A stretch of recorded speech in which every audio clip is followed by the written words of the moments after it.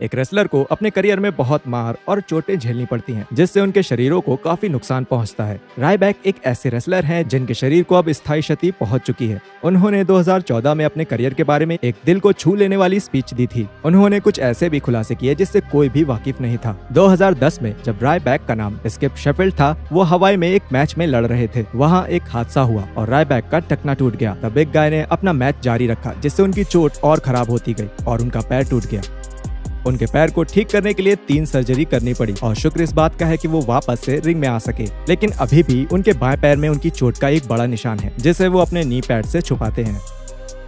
Puerto Rico में एक match के समय स्कॉट स्टाइनर मृत्यु की कगार पर आ गए थे। स्टाइनर को उनके गले में एक किक मिली, जिसकी वजह से उन्हें इंटरनल ब्लीडिंग होने लगी। स्टाइनर के फेफड़ों में खून भरने लगा और जब उन्हें अस्पताल ले जाया गया तब डॉक्टर्स ने फ्रेक्सिला को बताया कि उनके पास जिंदा रहने के लिए सिर्फ 5 घंटे थे। शुक्र से इमरजेंसी सर्जरी की मदद से हॉस्पिटल स्टाफ स्कॉट स्टाइनर की जान बचा पाए। लेकिन उस हादसे की वजह से स्टाइनर को एक 18 इंच लंबा निशान मिल गया। हालांकि स्कॉट स्टाइनर फिर से रेसल करने लगे थे, लेकिन इस हादसे का बिग पापा पम्प के शरीर पर एक अलग असर भी दिखने लगा। सर्जरी के बाद उनके पेक्टोरल मसल्स की बनावट बदलने लगी, जिसकी वजह से वो अलग होने लगे। उनके करियर की शुरुआत के समय स्टाइनर की छाती की पिक्चर्स देखें और उसे अभी से मिलाएं। अब देख सकते हैं कि अब उनकी मसल्स कितनी अलग दिखने लगी हैं। ब्रॉक लेसनर एक असल योद्धा है, चाहे वो रिंग में हो या बाहर।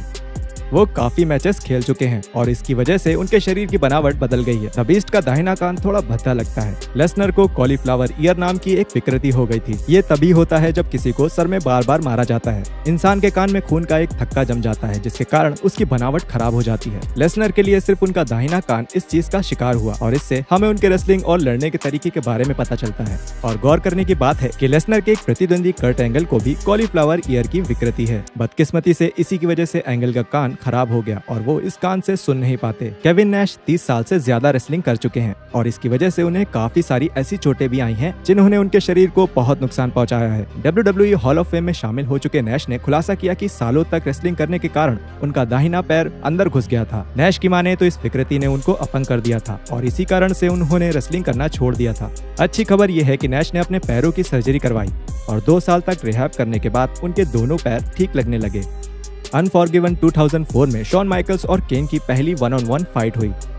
बदकिस्मती से माइकल्स इस फाइट के बाद पहले जैसे नहीं रहने वाले थे। मैच के दौरान HBK को एक लात लगी और वो मैट पर जा गिरे। इसकी वजह से माइकल्स की बाईं आंख से जुड़ी मसल में चोट लग गई। खुशकिस्मती से शॉन मैच को खत्म कर पाए और उससे उनको कुछ दिक्कत भी हुई।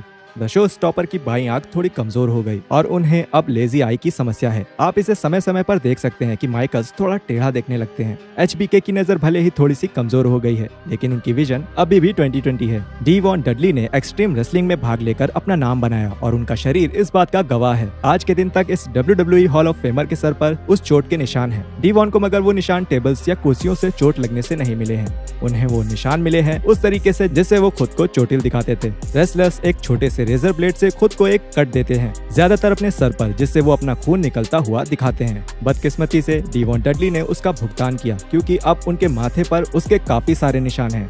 रॉ के ऑफ एयर जाने के बाद एक रात ल्यूक हार्पर एक मैच में रेसल कर रहे थे और उनके पैर में बहुत चोट लग गई। ये देखने के लिए कि उन्हें क्या हुआ, इस वीडियो को देखिए।